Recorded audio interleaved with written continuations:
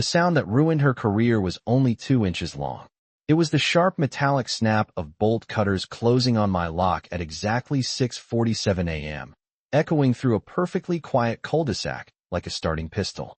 I was standing at my kitchen window with a mug of black coffee still steaming in my hand when I heard it. Clean, precise, intentional. The morning air carried the faint smell of cut grass and someone's overwatered sprinkler system. But under it all was that metallic scent you only notice when something isn't right. My Jeep sat in my driveway, dew still clinging to the windshield, government-issue green that most people mistake for custom paint. Melissa Grant didn't mistake it for anything. She had already decided what it was, a violation. I watched her through the blinds, white SUV idling at the curb, hazard lights blinking like she was performing some kind of public service. She wore that pastel blazer she saves for HOA meetings, phone propped up on a tripod, recording herself as she leaned down with a pair of oversized bolt cutters and clipped through the chain I'd installed the night before. The lock hit the concrete with a flat, final clink. She straightened, adjusted her hair, and spoke into her camera in that syrupy, self-appointed authority voice. As HOA President, I'm removing an unauthorized vehicle that threatens our community standards. Threatens. The word hung in the air heavier than the humidity. What she didn't know was that the Jeep wasn't just mine. It wasn't just a vehicle parked in a suburban driveway. Inside that cabin were encrypted radios, sealed evidence containers, and surveillance equipment logged under a multi-county narcotics task force. Equipment signed out to me. Equipment tied to an active operation scheduled to move within 72 hours. I didn't rush outside. I didn't yell. I set my coffee down on the counter and watched. The camera above my garage door was already recording in crisp 4K. So was the secondary unit mounted under the eave. Timestamp visible. Audio clear. Melissa waved toward the tow truck idling at the corner, a flatbed creeping forward like it had all the time in the world. The driver stepped out, scratching his beard, glancing between her clipboard and my Jeep like he'd rather be anywhere else. She handed him a printed violation notice, highlighted in yellow. I could almost smell the fresh toner from inside my house. She believed she was enforcing rules. She believed the badge she wore around her neck at board meetings meant something beyond landscaping guidelines and mailbox paint codes. The flatbed winch hummed to life, a low mechanical whir that vibrated faintly through my driveway. The chain she'd cut lay twisted on the ground, sunlight catching the broken shackle. 2 inches of hardened steel. That was the only thing standing between her and a federal problem she couldn't even spell yet. I picked up my phone, scrolled to one contact, and pressed call. My voice was calm when I spoke. We've got a situation at my residence. Yes, it's being recorded. Yes, she cut the lock herself. Outside, Melissa smiled for her livestream audience, convinced she was protecting property values. Inside, I listened to the quiet crackle of a secure line connecting and thought about how fast a cul-de-sac can go silent when real authority pulls in without sirens. I have learned that most people who abuse small authority do it because they have never felt real responsibility.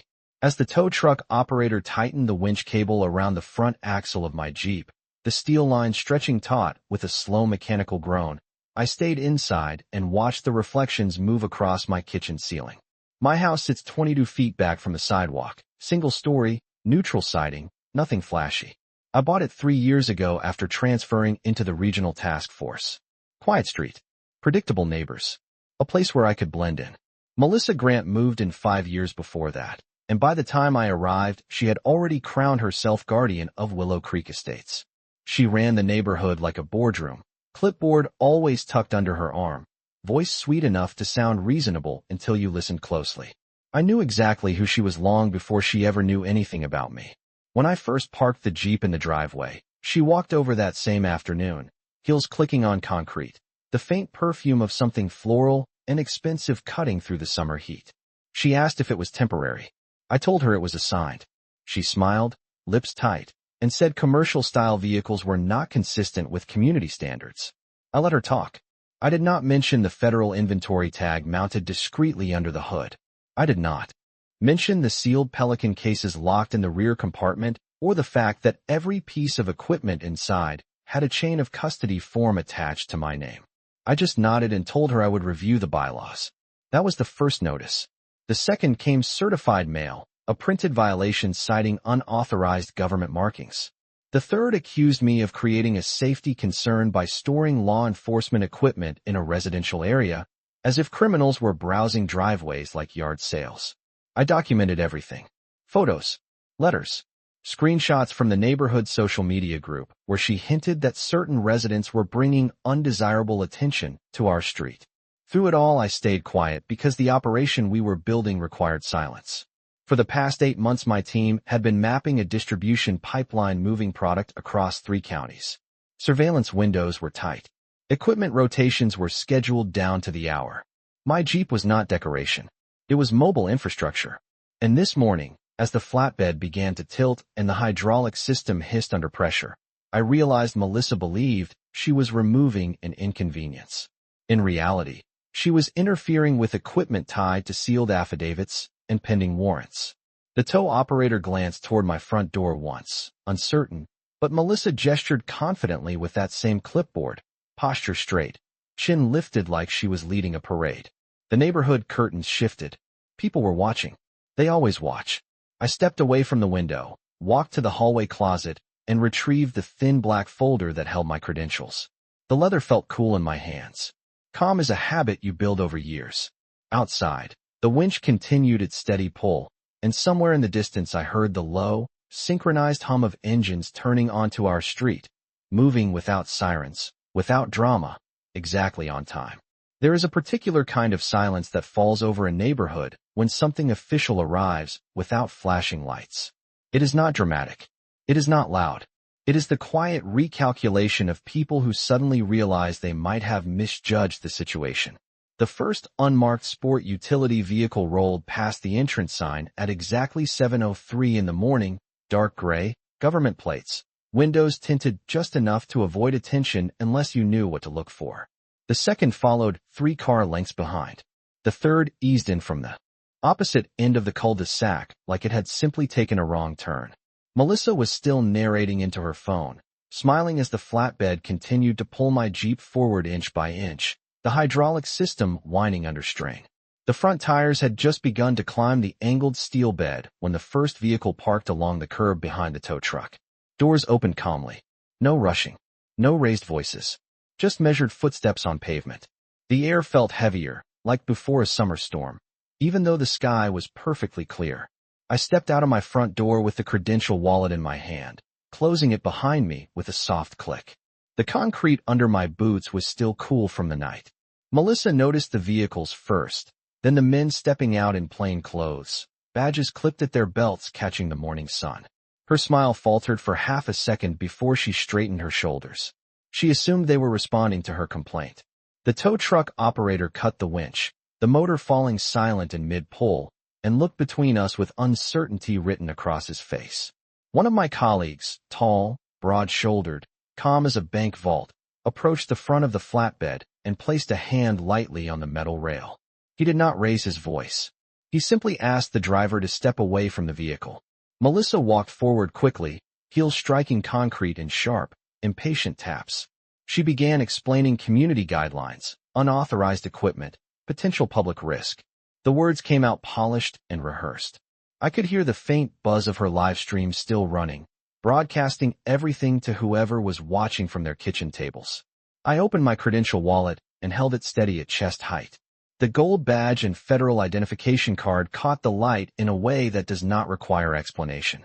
I spoke evenly, giving my full name and assignment.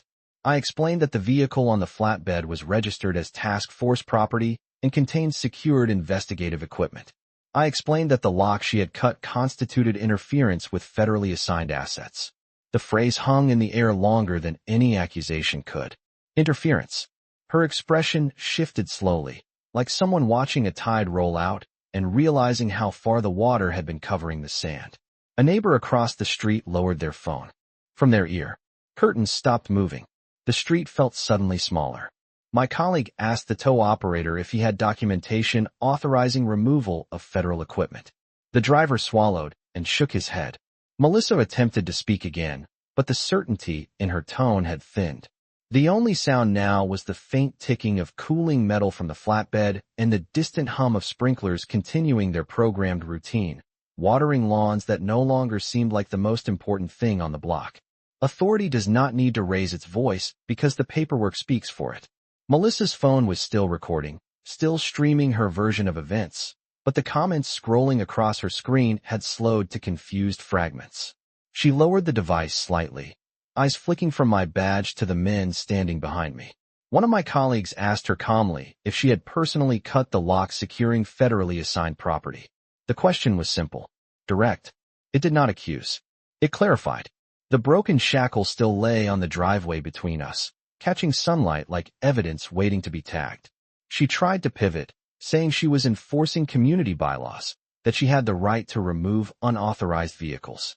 I explained that the Jeep was not subject to homeowner association interpretation, and that interfering with operational equipment during an active investigation carried consequences that extended well beyond property aesthetics.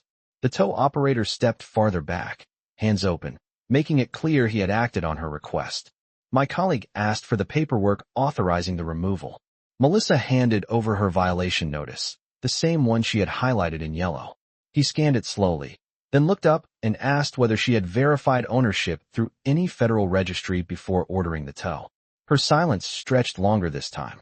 A light breeze moved through the trees, carrying the faint scent of someone brewing coffee down the street. Another neighbor's garage door opened halfway, then stopped, as if the motor itself had second thoughts. I could see the realization settling in across her face.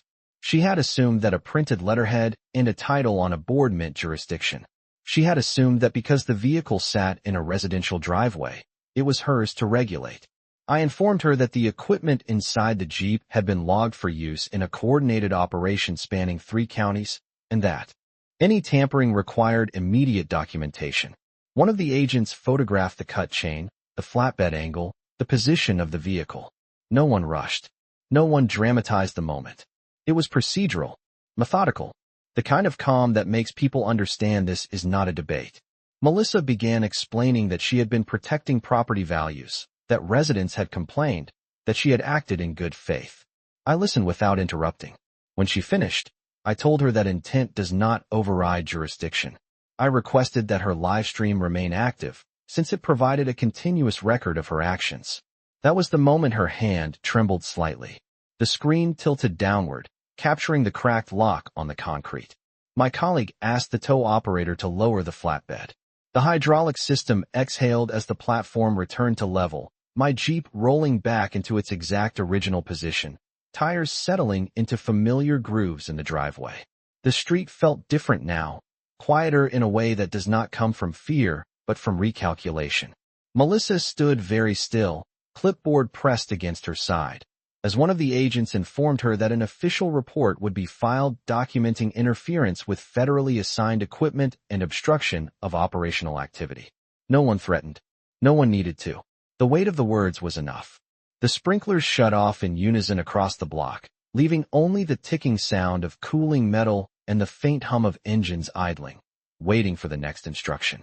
Power does not disappear in a single moment. It drains slowly, like air leaving a tire you did not realize was punctured.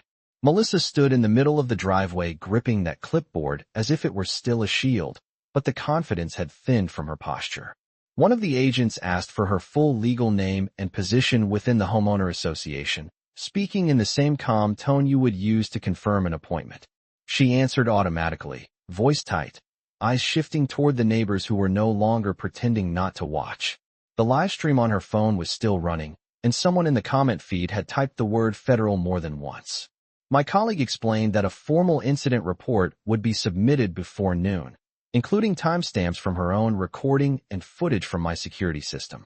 He clarified that cutting a secured chain attached to federally assigned equipment required documentation and review. There was no accusation in his tone, only process. The tow operator quietly began disconnecting the winch hook, his boots scraping lightly against the steel bed as he worked. The hydraulic arms folded back into place with a low mechanical sigh.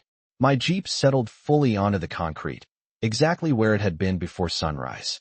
I walked to the driver's side door and rested my hand briefly on the hood, feeling the faint warmth of metal under morning light. Melissa attempted one more explanation about protecting property values, and ensuring uniformity in the neighborhood. I told her evenly that community guidelines do not supersede federal jurisdiction and that assumptions can become liabilities when they cross legal lines. One of the agents handed her a card with a case reference number and informed her that she might be contacted for a formal statement. The word statement seemed to land harder than anything else that had been said. A breeze carried the smell of fresh asphalt from a nearby road project, mixing with the scent of damp grass. Across the street, a neighbor slowly closed their garage door, as if sealing away a front row seat to something they had not expected to witness. Melissa lowered her phone completely now, the livestream ending without ceremony. The screen went dark. The title she had worn so confidently that morning felt smaller against the weight of federal documentation. My colleague reminded the tow operator that he would receive follow-up communication verifying that he had acted under private instruction. The driver nodded repeatedly, eager to clarify his distance from the decision. The unmarked vehicles began to pull away one by one, engines humming softly, no lights, no sirens, just quiet departure. Before stepping back inside, I looked at Melissa and told her that authority is defined by jurisdiction, not by volume. She did not respond. She simply stared at the broken lock on the driveway, the 2-inch piece of steel that had seemed insignificant an hour earlier. In the stillness that followed, the cul-de-sac felt different. Not louder, not tense, just aware that rules written on neighborhood letterhead do not outrank the law that governs everything beyond the curb. Reputation does not collapse in public. It erodes in paperwork. By 9:30 that morning, the cul-de-sac had returned to its usual rhythm, delivery trucks rolling past at 25 miles per hour, lawn crews edging sidewalks with high-pitched whines. But there was a difference in the way people looked at my driveway. The broken lock was gone, sealed in an evidence bag, replaced temporarily with a fresh chain rated for 10,000 pounds. I installed it myself, the steel cool against my palms, the click of the new padlock precise and final. Inside the house, my kitchen still smelled faintly of the coffee I had abandoned earlier, now cold in the mug. My secure phone vibrated against the countertop, a short coded notification confirming that the incident report had been logged and cross-referenced with our operational file. Documentation creates gravity. By noon, Melissa had received a formal request for a written statement outlining her actions, the basis for her authority, and the justification for interfering with secured equipment. It was not a dramatic confrontation. It was an email with an official seal and a response deadline. I later learned she called an emergency meeting of the homeowner association board that afternoon. Her voice reportedly strained as she described a misunderstanding with federal officers. The word misunderstanding traveled quickly through group chats and neighborhood threads. I did not respond publicly. Silence carries more weight than argument. My colleagues conducted a brief equipment check in my driveway before we moved the Jeep to a secure location for recalibration. Nothing had been accessed, nothing disturbed beyond the cut chain, but protocol required verification. The Pelican cases were opened and resealed, serial numbers matched, inventory forms signed. The methodical rhythm of procedure settled my nerves the way it always does. Late that evening, as the sun dipped below the roofs and painted the street in amber light, I noticed Melissa standing at the edge of her lawn speaking to her husband in low tones. He serves on the city council, a man accustomed to influence, but influence does not extend into federal registries. 2 days later, a notice appeared in every resident's inbox announcing a temporary suspension of enforcement actions pending legal review. The language was cautious, almost clinical. There was no apology, only acknowledgement of ongoing consultation. I replaced the chain once more with a reinforced security bar anchored into the concrete with half-inch steel bolts drilled 12 inches deep. Overkill, some would say. I call it clarity. That evening, I parked the Jeep back in its place, engine ticking softly as it cooled, and watched the neighborhood lights flick on one by one. Authority is not about intimidation. It is about boundaries understood and respected. Melissa had believed she was protecting property values. What she encountered instead was jurisdiction. And jurisdiction does not bend for a clipboard. The thing about federal paperwork is that it does not knock on your door loudly. It arrives in quiet envelopes and calendar invitations. By the end of that week, the tone of the neighborhood had shifted from curiosity to caution. The homeowner association announced a special meeting in the clubhouse that Saturday at 6 in the evening. Attendance strongly encouraged. I went, not in uniform, not with badges on display, just jeans, boots, and a plain button-down shirt. The room smelled like burnt coffee and lemon disinfectant, folding chairs lined in neat rows under fluorescent lights that hummed faintly overhead. Melissa stood at the front beside a projection screen. No pastel blazer this time, just a navy cardigan and a stack of printed statements. Her voice, once smooth and confident, now carried a tight edge as she read from prepared notes about procedural misunderstandings and the importance of clarifying jurisdictional boundaries. The phrase was repeated more than once. Jurisdictional boundaries. Several residents shifted in their seats when she acknowledged that enforcement actions had been paused pending external legal consultation. No one said federal, but the absence of the word made it heavier. During the open floor portion, a neighbor asked whether the association had verified its authority before issuing removal orders. Another asked if legal fees would be covered by dues. Melissa answered carefully, choosing each word like it might be reviewed later, because it probably would be. I did not speak. I did not need to. The silence of the room did more work than any speech I could have given.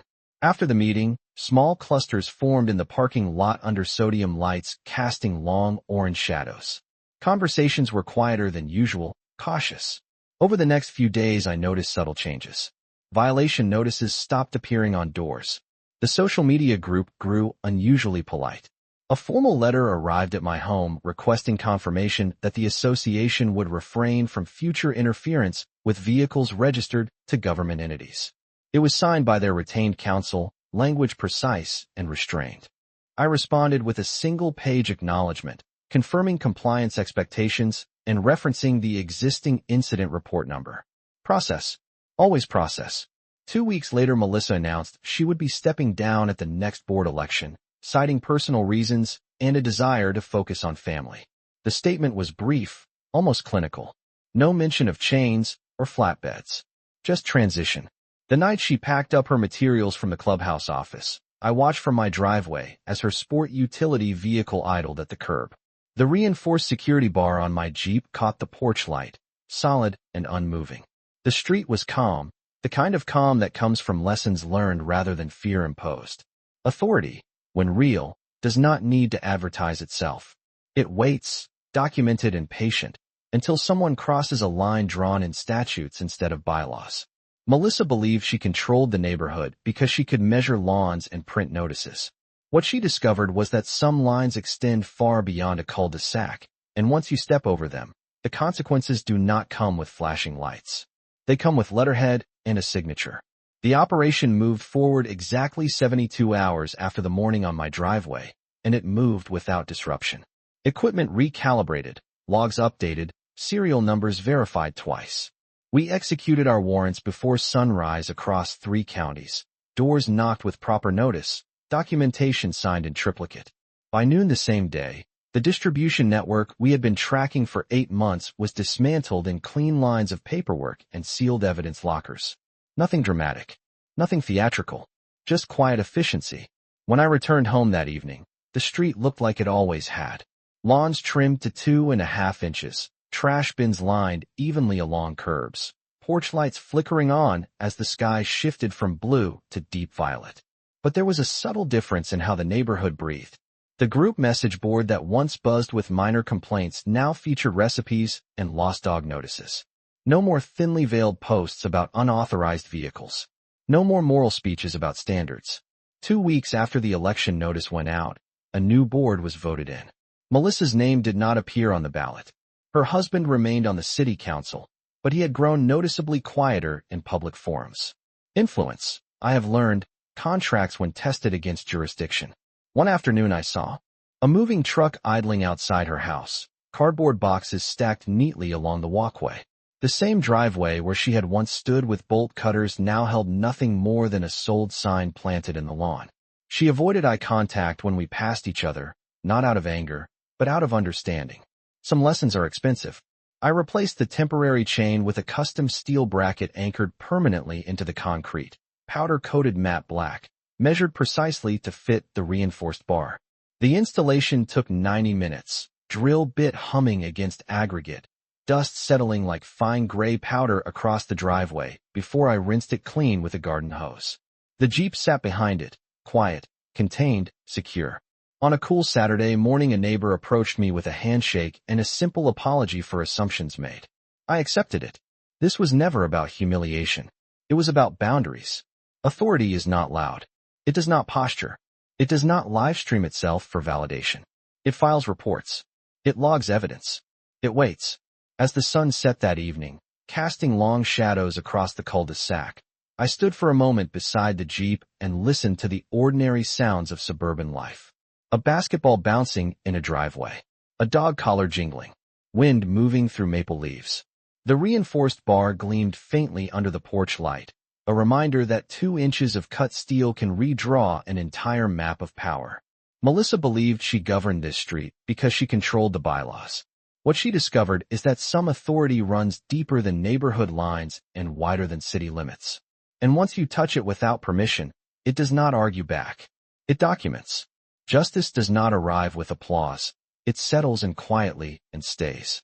3 months after the morning that started with the snap of steel against concrete, Willow Creek Estates felt almost ordinary again. The new homeowner association board posted meeting minutes online with clean formatting and cautious language. Enforcement policies were rewritten with explicit clauses acknowledging municipal, state, and federal exemptions. The phrase subject to applicable law appeared more than once. It was a small sentence, but it carried weight. My Jeep remained parked exactly where it had always been, framed by the reinforced bracket and bar I installed with my own hands, the matte black steel catching morning light without drawing attention. Neighbors no longer glanced at it with suspicion. They nodded. A few even asked questions, not about operations or equipment, but about the idea of jurisdiction, about where neighborhood rules end and real law begins. I answered carefully, never discussing cases, only principles. Authority exists in layers. The curb line is one of them. The city limit is another. Beyond that are statutes written far from cul-de-sacs and clubhouse meetings. Melissa's house closed escrow in early spring. The moving truck left before noon, tires rolling slowly past the same driveway where her live stream once broadcast certainty. There were no dramatic goodbyes, no final speeches. Just a for sale sign replaced by a sold sticker and fresh tire marks fading in the asphalt. Her husband remained in office, but quieter now, careful with statements, precise with wording. Influence adapts when tested. One evening as I washed the Jeep with a garden hose, water beading across the hood and running in clean lines down the grill, a young father from 2 houses down approached with his son. The boy asked why my vehicle had extra antennas. I told him it helped people talk to each other across long distances.